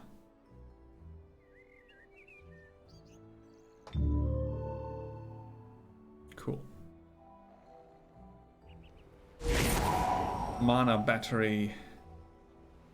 So that spell is gonna stay for as long as the integrity is there, and you can reinforce it.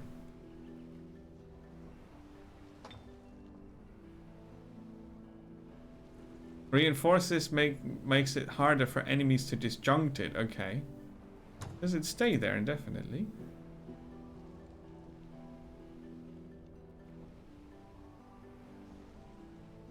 Maybe it does. Well, we don't get much mana now per turn, but we get more production. And this is now done in 2 turns. Good. Very good. Okay. Oh! Our Dark Satura has leveled up. We've got 5 points to spend. Well... The Aura of Resistance. All units in the hero's army gain 1 resistance against magic. Only when the hero is leading. So with 2 leaders in the army, it would not be effective currently.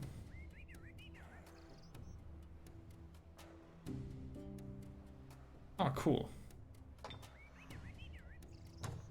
Bestow Iron Heart. She can do a bit of a healing thing. And then more physical resistance. 10, 11 is an okay value there. So, level 2 hero. Nice. Let's see. That would be him.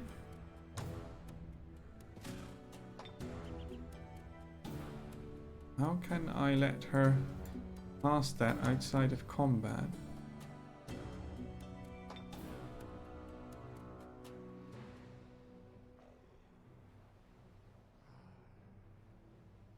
Outside combat, this ability will heal 15 hearts among all valid units in the stack. So...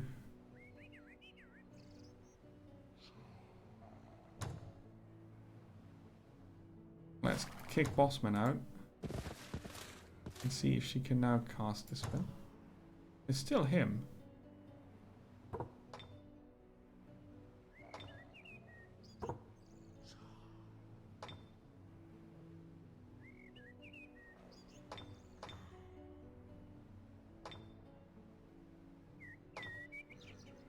Shouldn't it appear here?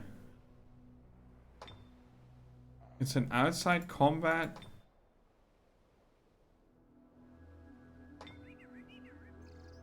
Option. At least in this description it is.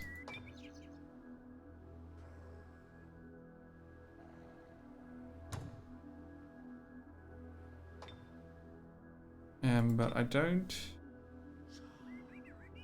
see it.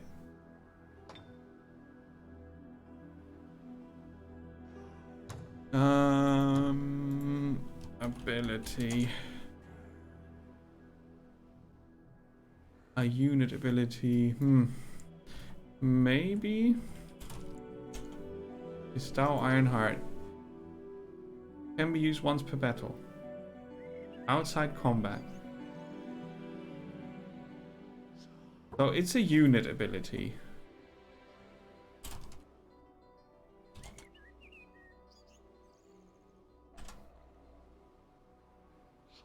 Those are abilities in general. And if I want to go for game concept abilities, in the unit panel, okay, active abilities.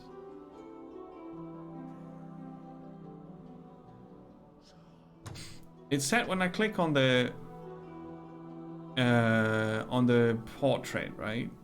So I should see it here, but I don't. Yeah, but outside combat. It says outside combat. What do I do with that information?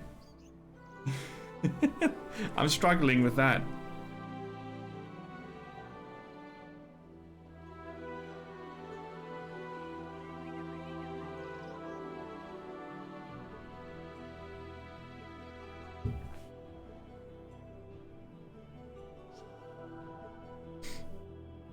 I did see that it said once per battle, but I don't see how it is possible to cast that outside of combat if it's not... it doesn't show up anyway.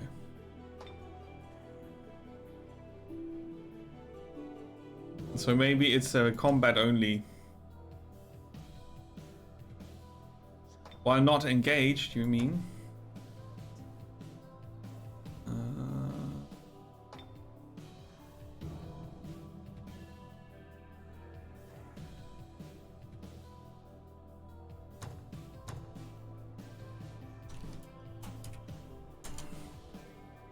Mm.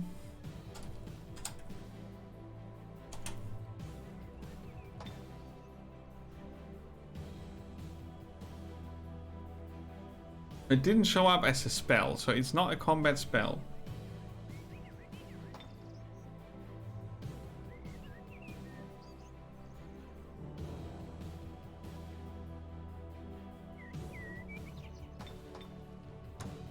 I'll note it. I'll note it internally as can only be used in combat. Still a bit weird though. What do we have here? Goblins.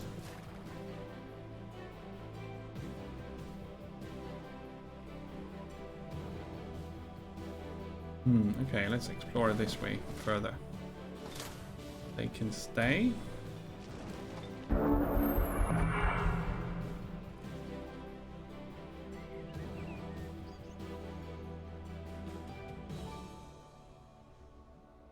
Bottom of the pop-up description.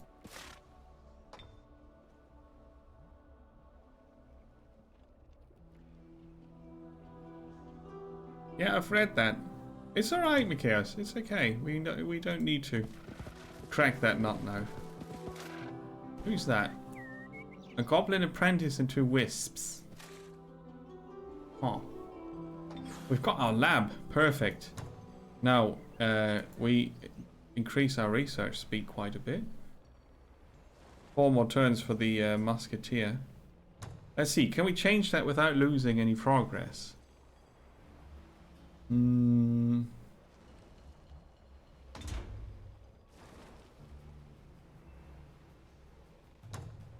That progress seems to be kept.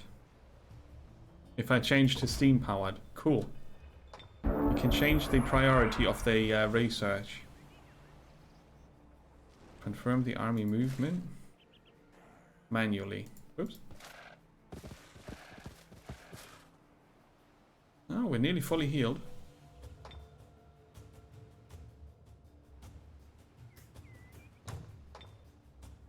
Okay. Oop.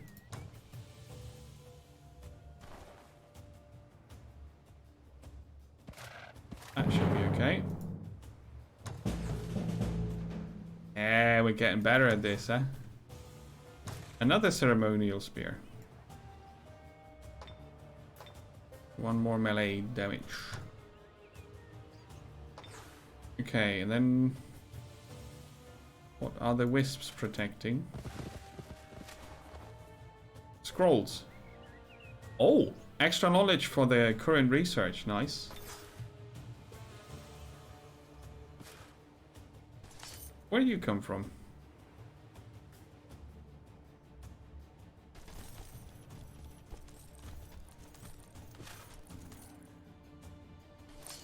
I got them from the bandit camp. I didn't even see that. So what's going on in the town? Next turn we got an engineer. I think it's time I created second city here. Huh?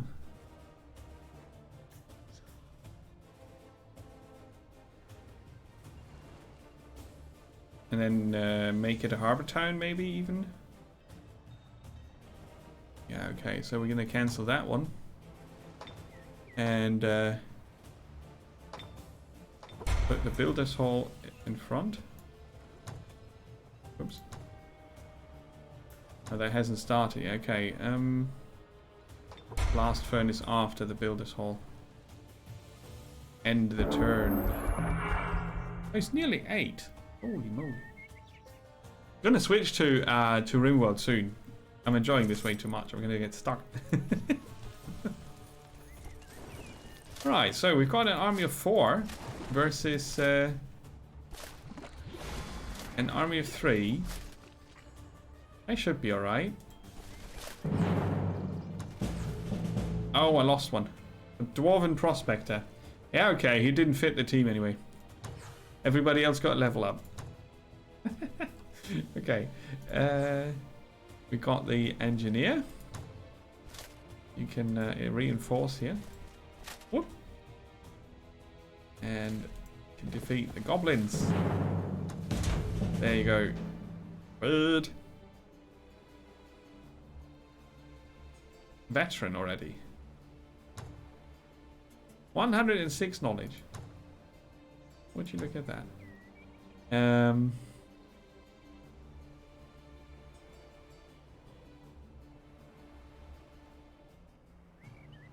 Let's unlock invention.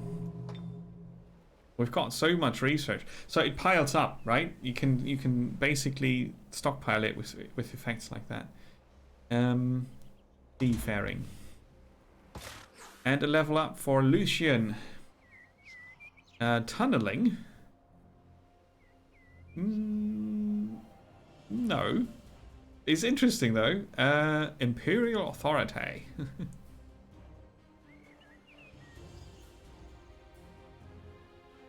Yeah, it's another outside of combat thing here. Oh, cure disease. Nice. It's not what he does though. He's the authority. And he needs my health. Alright.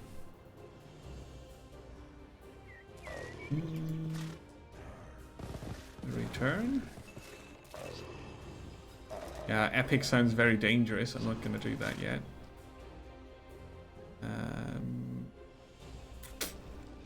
But I can probably remove the wisps. Join the ranks and the turn.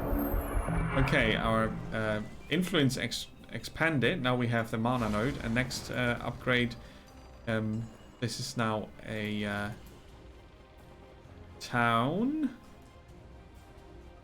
and it will grow at 12,000 into the next up city, I think.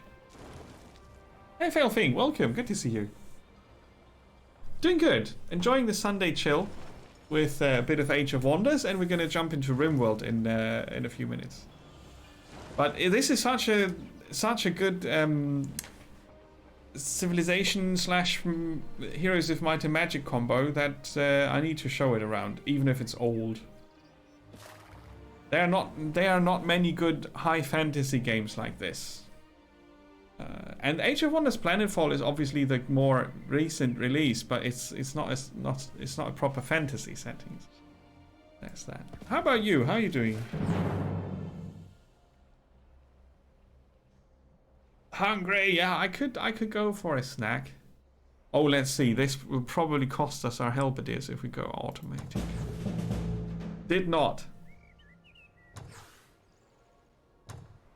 Okay, did not. We shall rest here. It's an awesome game. It absolutely is. There is a sale for this game. You can get it for under €7 on Fanatical. !info if you want to. If you want to buy it. And the whole Age of Wonders series is on sale. So you can get the older games, also Planetfall and the others. And it's an affiliate link, so I get all 5% of your shopping without extra cost for you, you know. But it's a very decent price. You get Age of Wonders on sale regularly, but under €7 is a very, very decent price for the kind of game that it is. And if you like more space science fiction shenanigans, go for Planetfall. I played that. It's very similar. It's like an upgraded version of this in a different setting. Very pretty game.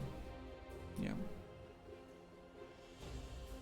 Super Indie Mystery next weekend with Nemo and the Explorers. That's going to be good fun. I picked only silly games.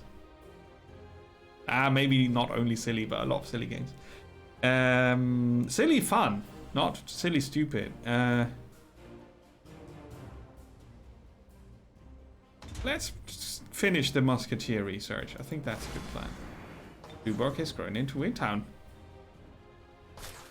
Close to Flensburg.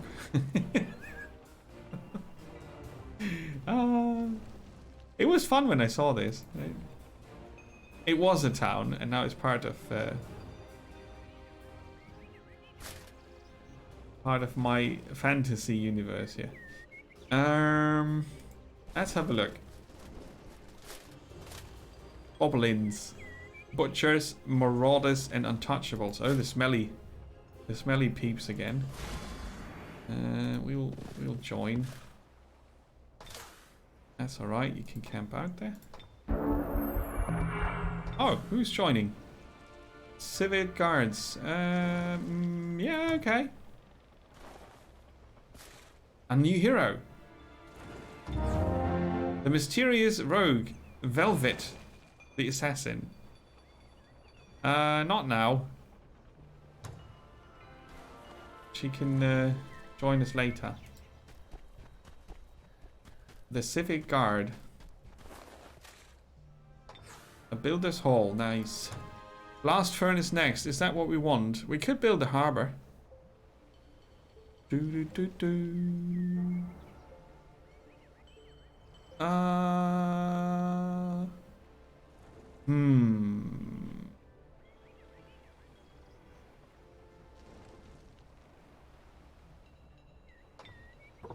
We like walls. Let's build a wall. But I wanted a builder. A settler, sorry. I thought I could move them here. But apparently... I thought I could rearrange that.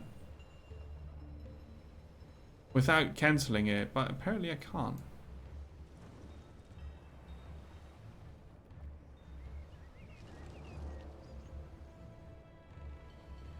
Which is weird. I thought it possible.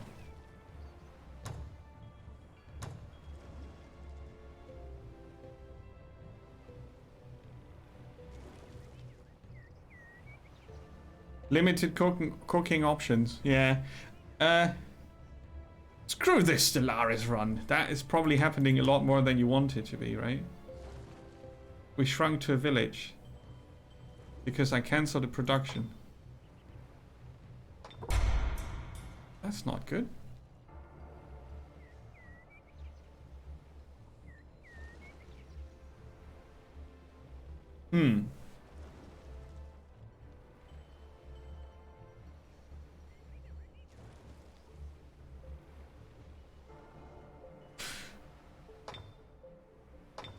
You can sell things that you don't need anymore.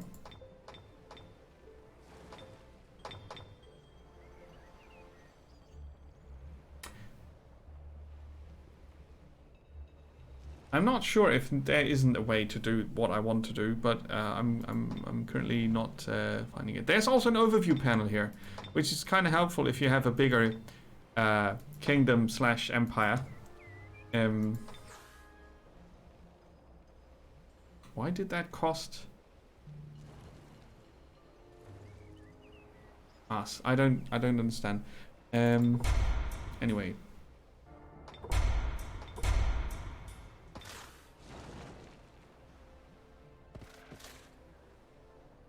Let them run. No mercy.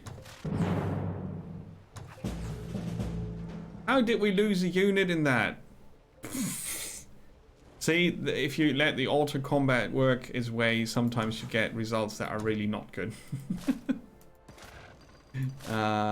You can join. You can... Oh, he didn't. Because I'm an idiot. I keep pressing the wrong button. Silly. So now we can not move anymore because we put the engineer in. Yeah. Okay, that was stupid.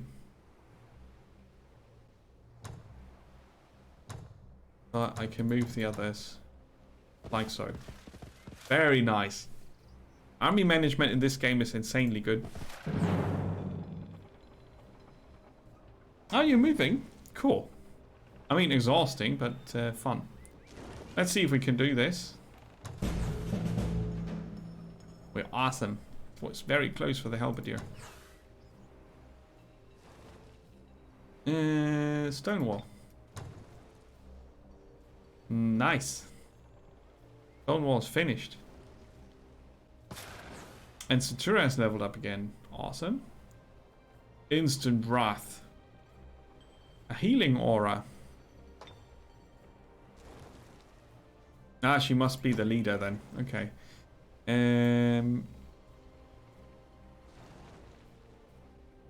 Cure disease is cool as well. You get your own army now. Right, and she keeps this funky bunch. Plus the engineer.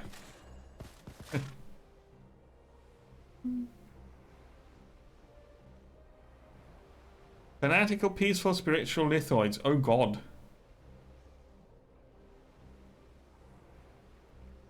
Oh, that sounds hard. That sounds hard. Okay. And you really want to join us? What? Okay. No. Not now. Yeah, we've grown into a town again. Perfect. Settlers are being built. Oh. That takes population. That's why we shrunk. Ah. Putting settlers into the queue takes population. That's why it happened. I get it. I get it. Makes sense. Makes sense.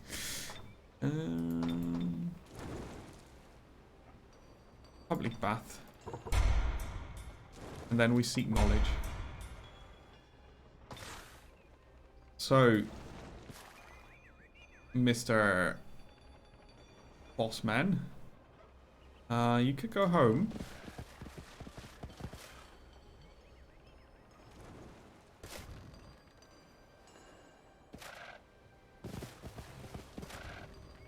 Right, and off you go. Embark on a journey to distant lands.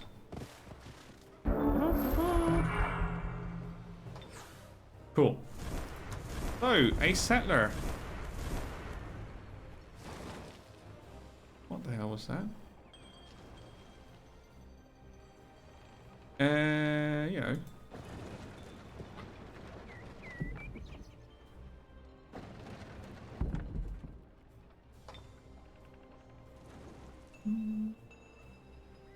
It's a good starting point. And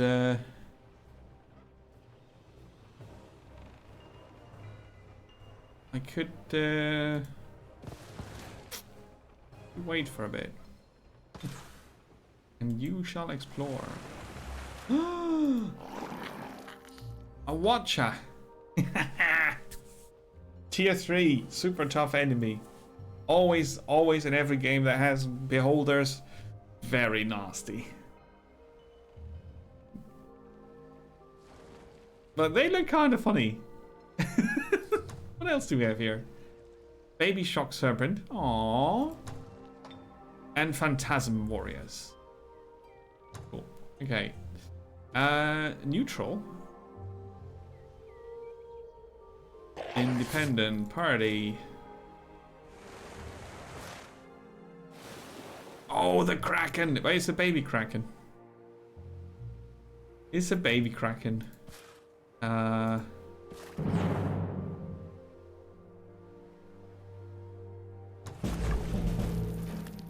Oh, they ate the halberdiers. No. Okay, we'll take it.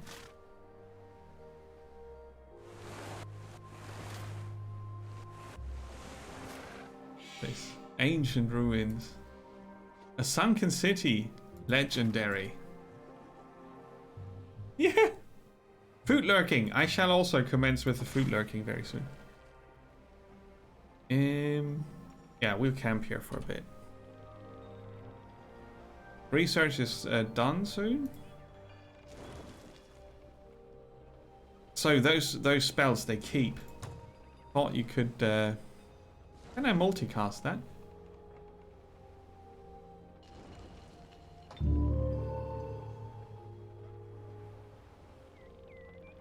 No. Let's summon a spy drone. Here. Whoosh. Let's have a look around, shall we? No. Alright.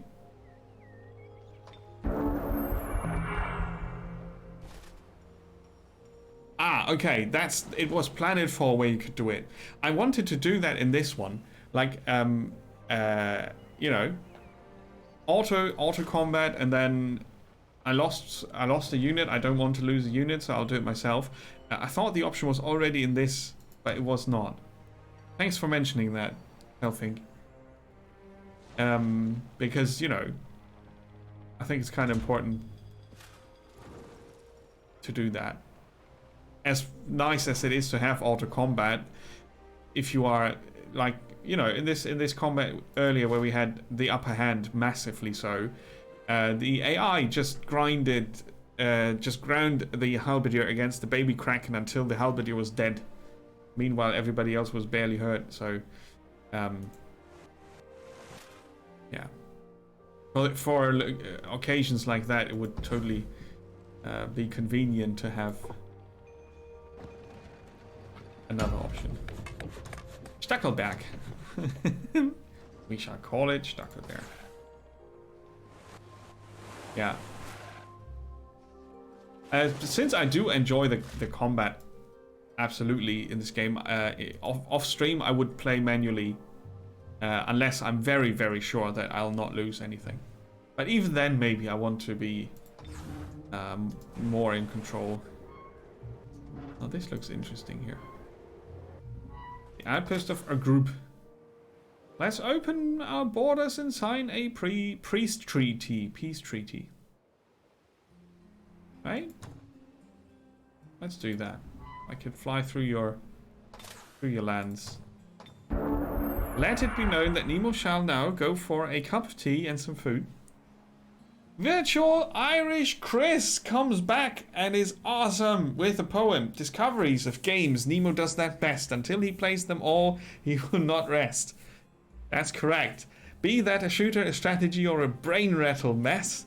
Really, no video game is safe. Nemo just plays, has some fun and laughs, streams them all together. Discovery is the quest.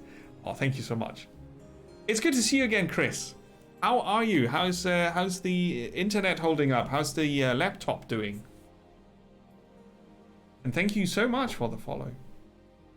He's virtually Irish now.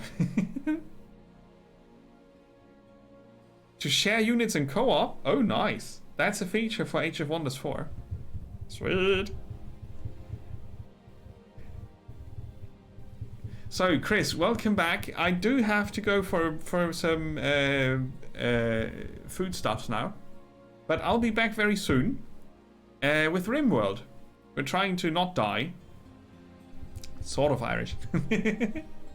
So, yeah, I hope I could show this game to a few people who have not seen it before, or to remind those who have this game to play it again, maybe, because it really is. It's a very nice fantasy strategy game. You know, it will probably not throw you off your chairs, but it is the best one you can find, unless you like Heroes of Might and Magic better. Which I admittedly do, but I absolutely enjoy Age of Wonders 3. Oh. Ah, you're not sure if it will be. Okay. It would be super nice to share units in co-op campaigning. That would be awesome. So yeah, that was Age of Wonders 3, everybody. An extended look. We spent 2 hours looking at it. It's long enough to show what it can do. And this is just the base game. There's a lot of DLC content. Download content. Extra stuff that you can get your hands on. And it's on sale on Fanatical if you want to. And I'll be selling food to my stomach now for a cheap price. And I'll be back with RimWorld. We're going to continue our hippie colony after the break. I'll be gone for 20 minutes. I'll make it as short as possible. Roughly 20 minutes, and then we'll check out RimWorld. I'll put on the break screen and some music, and I'll catch you very soon.